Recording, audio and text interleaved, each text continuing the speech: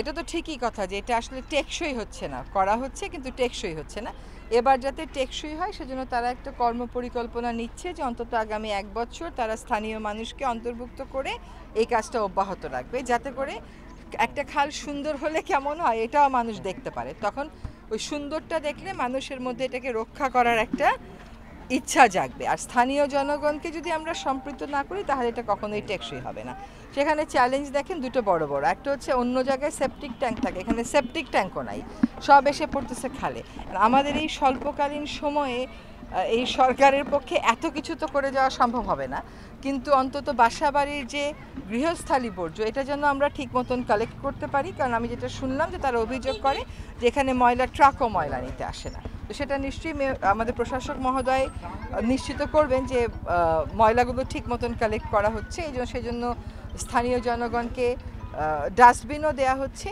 তো আশা করি অন্যান্য বারের চাইতে এবার একটু ভিন্ন হবে, কিন্তু সম্পূর্ণ ভিন্ন হবে একথা তো বলতে পারবো না, কারণ সিওয়েজ কানেকশনটা তো ঠিক করে আসতে হবে। আর এই প্রশ্নটার আমি একটা উত্তর দিই, এর আগেও হয়েছে কিছু লাভ হয়নি, তাহলে কি থেমে থাকবো? তার তো সুযোগ নাই। এটা তো কাজগুলো বারবার করতে হবে এবং আমাদেরকে ইনভলভ থাকতে হবে।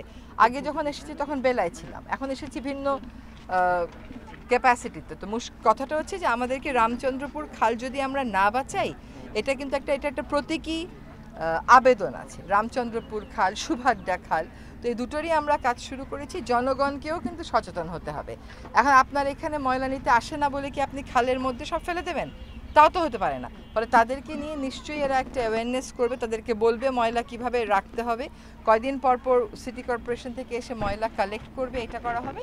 এবং আমার শুনে আশা লাগছে যে তারা এই কাজটা ১ বছর কন্টিনিউ করবে। আপা, এলাকাবাসীর সাথে যেটা কথা বলেছি, ওনারা যেটা বলেছেন যে এখানে যদি একটু বৃষ্টি হয়, বৃষ্টি হলে খালটা হচ্ছে ভরে যায়, তাদের কথা হচ্ছে যে খালটার খনন করার ব্যবস্থা করা যায় কিনা।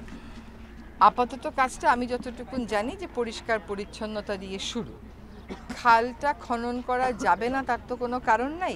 সেটার জন্য আসলে একটা বিস্তারিত কর্মপরিকল্পনা নিতে হবে, কারণ খালের আশেপাশে অনেক বাসা থাকার কারণে খালটা যেই মাত্রায় খনন করা দরকার সেই মাত্রায় খনন করতে গেলে বাসাগুলো ক্ষতিগ্রস্ত হবার একটা সম্ভাবনা থাকে। সেই জন্য তখন রিটেইনিং ওয়ালের প্রশ্ন আসে। আর যখনই আপনি এই রিটেইনিং ওয়াল এসব খরচে যাবেন, খরচ একটা নির্দিষ্ট মাত্রার উপরে বেড়ে গেলেই আপনাকে একটা স্টাডি করতে হবে। সেই স্টাডিতে লেগে যায় আমাদের ১ থেকে ২ বছর। ফলে আমরা এটা দিয়ে শুরু করি, কিন্তু রামচন্দ্রপুর খালকে যদি পুরোপুরিভাবে বাঁচাতে হয়, খনন, পারবাধাই, সৌন্দর্যবর্ধন, বর্জ্য ব্যবস্থাপনা, পয়ঃবর্জ্য ব্যবস্থাপনা, এই সবগুলো কম্প্রিহেন্সিভ করে একটা প্ল্যান নিতে হবে।